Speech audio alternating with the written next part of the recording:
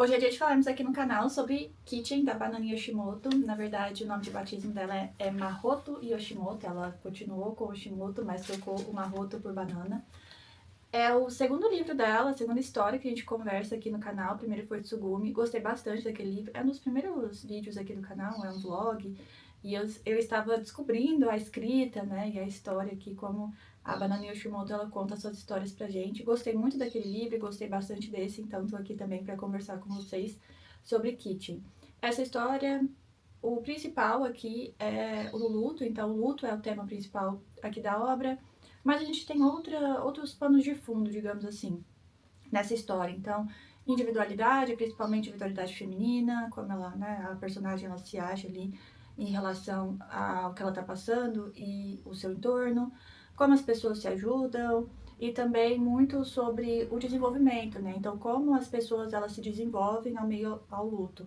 E aqui a gente não está falando de uma situação circunstancial, assim, uma perda única, mas os personagens, eles têm perdas consecutivas. Então a gente vai ver aqui alguém, né, duas pessoas principalmente, que perderam outras pessoas, entes próximos, ali consecutivamente, não num curto período de tempo, mas durante a sua vida isso foi se tornando muito significativo.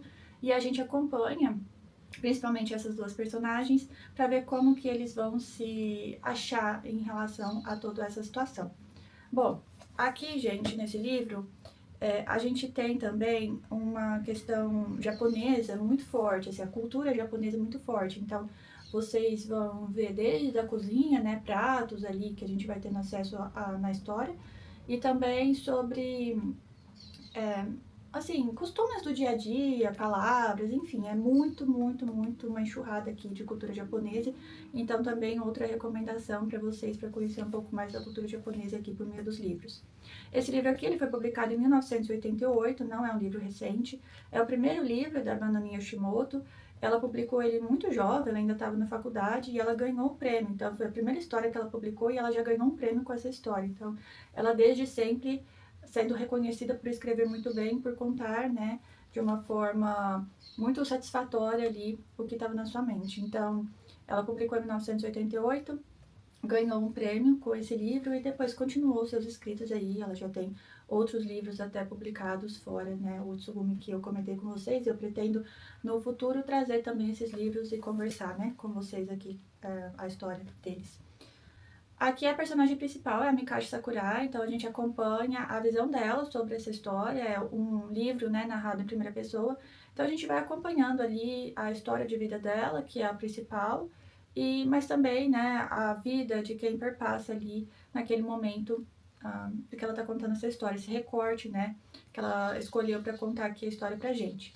Tem um outro personagem principal, acaba assim, a Mikage, gente, ela é a personagem principal, como eu comentei, mas tem um segundo que eu acho que a gente pode chamar ele como segundo principal também, porque ele é muito importante aqui para a história e ele também acompanha aqui a Mikage durante toda a sua luta e entendimento sobre todo esse luto que ela está vivendo. É o Yushi Tanabe, então ele acompanha, que ele tem um papel muito importante na história da Mikage mesmo.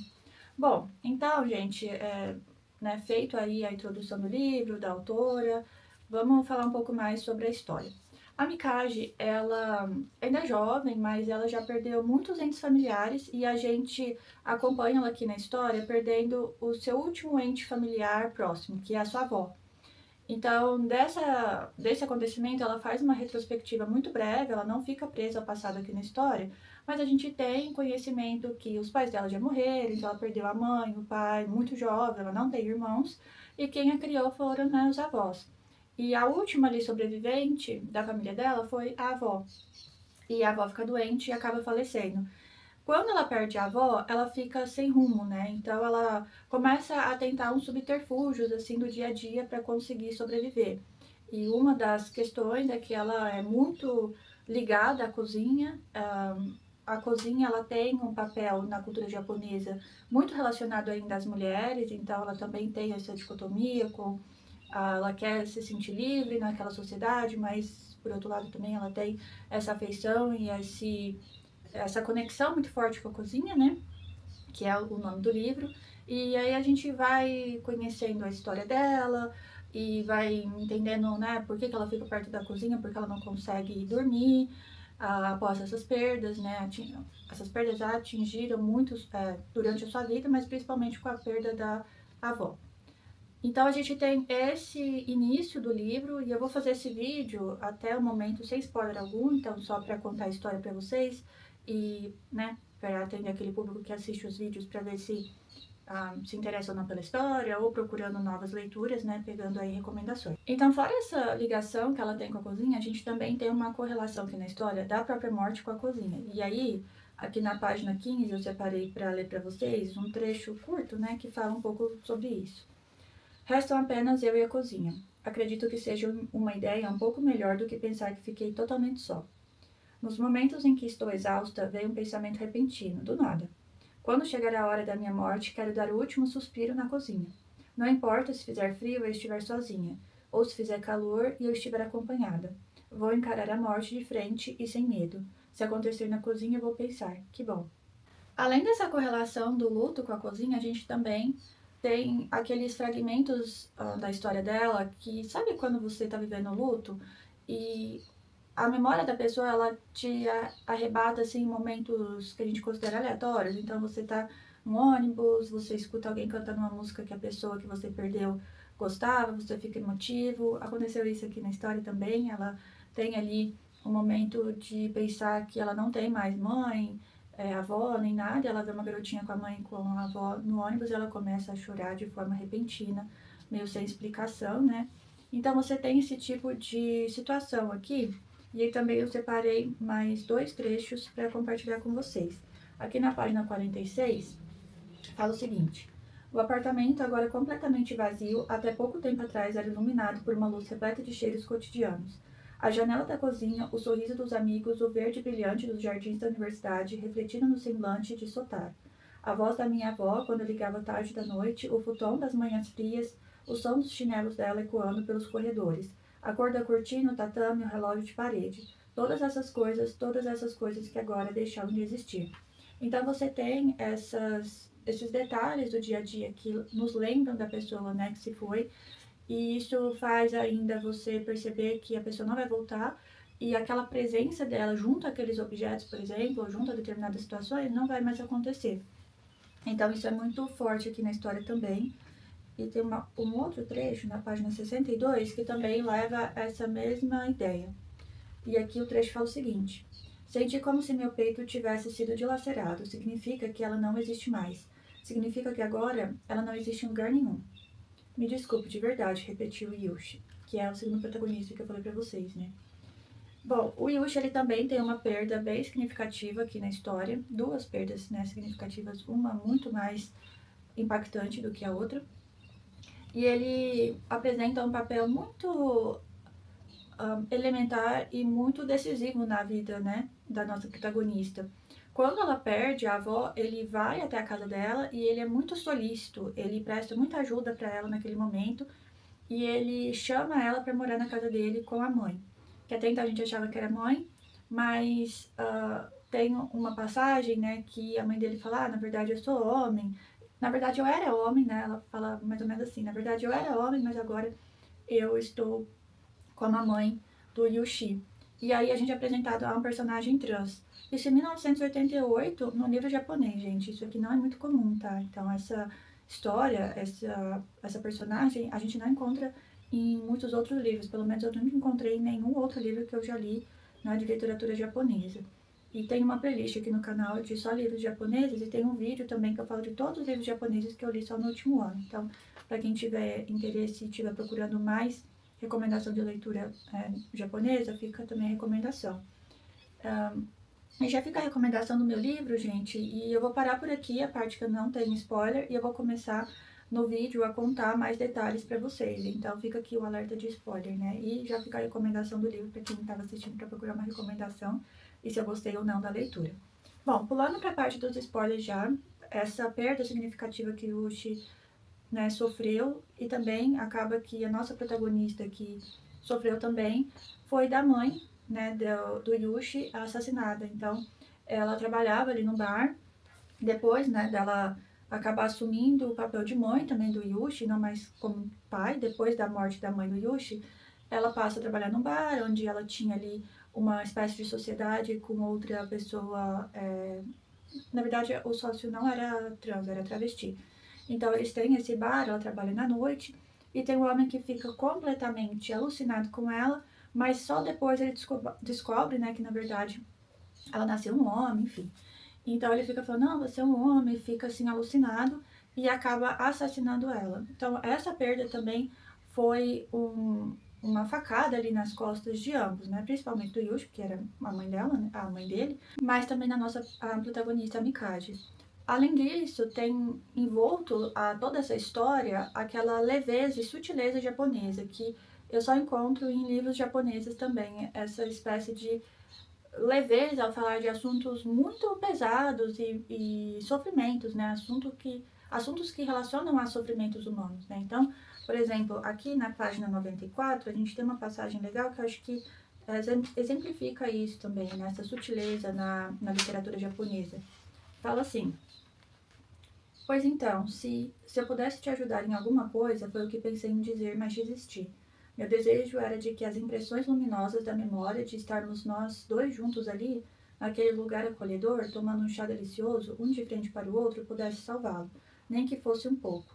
Mas dizer tudo isso com palavras seria direto demais, e o valor daquele brilho tênue acabaria apagado por completo. Lá fora, a noite estava límpida, com um céu azul anil. O frio era congelante.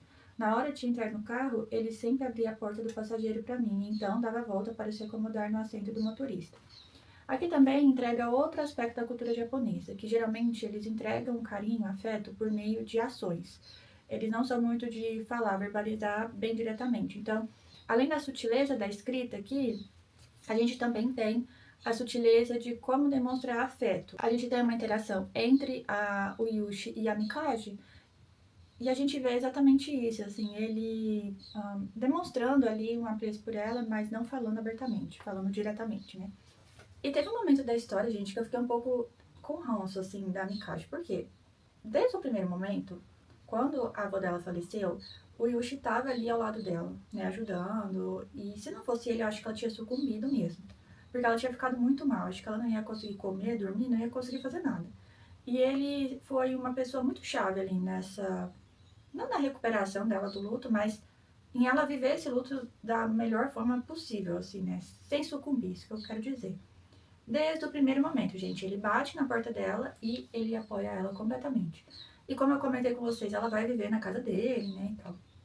Quando ele perde a mãe, ela tem uma viagem a trabalho, que ela até poderia falar não, mas ela vai mais para se distanciar dele do que realmente para viver ali a viagem do trabalho, o trabalho em si.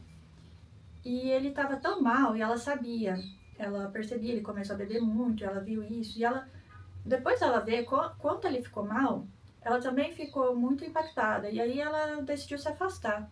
Eu achei isso de uma coisa tão, assim, mal agradecida, sabe? E eu entendo que ela ainda estava passando pelo luto, né, da sua própria família, da avó dela que faleceu, e também, né, da mãe da Eriko, a mãe do Yushi, que faleceu também.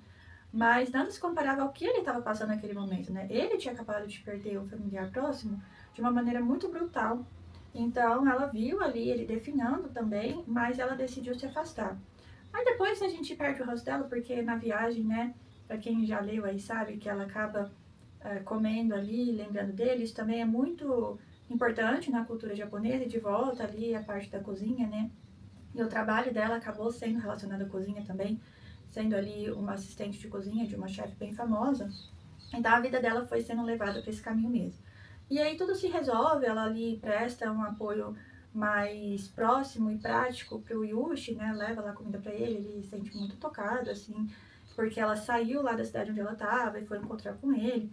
Então ela se redime, gente. Passou ali aquele momento de ranço momentâneo que a gente sente por ela. Não sei se quem leu sentiu naquele momento, mas eu falei, gente, o cara tava com ela assim no pior momento e quando ele precisa, ela simplesmente vira as costas momentaneamente.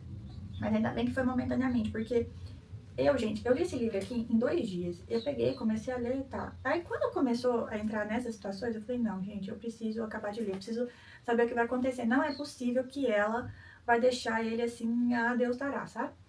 E aí ela presta ali o seu apoio para ele, depois fica subentendido aqui no final da história que eles vão levar adiante. Mas no meio é tanta confusão assim na cabeça deles, e por também pelo luto, e aí a gente se deixa envolver pela história, né? Mas fazendo, tirando esse zoom da história, né? Fazendo um olhar mais distante, menos sentimental, a gente percebe que era um processo natural, né? Então, as pessoas confusas, passando pelo sofrimento, tentando sobreviver àquele sofrimento todo dia, sem ter vontade de fazer nada, se questionando sobre as relações humanas também. Então, também, né, as questões humanas, mais a minha individualidade, o social, mais a minha individualidade, como que eu vou reagir ao luto. Então, é muito isso que perpassa aqui a história.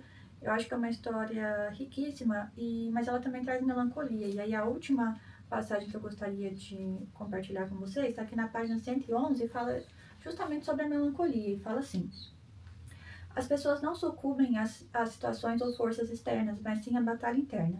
Pensei do fundo do meu coração, um sentimento de impotência diante de algo que não quero que termine, mas que está prestes a chegar ao fim diante dos meus olhos. Não me deixa sequer sentir ansiedade e tristeza. Só vejo uma nebulosa escuridão. Assim, também, né? Até no final tem uma parte bem melancólica que eu acho que conversa bastante com o tema central do livro mesmo. Bom, de novo, fica aqui minha recomendação. Gosto bastante da Banana Yoshimoto. Vou trazer outros livros dela aqui no canal. E cada vez mais, gente. Cada livro que eu leio dela eu gosto mais. E espero que vocês tenham gostado também, para quem já leu essa obra. E para quem não, mas acompanhou até aqui, eu espero que vocês tenham ficado interessados em também conhecer mais sobre a história dela. Muito obrigada por ter assistido até aqui e a gente se vê em breve.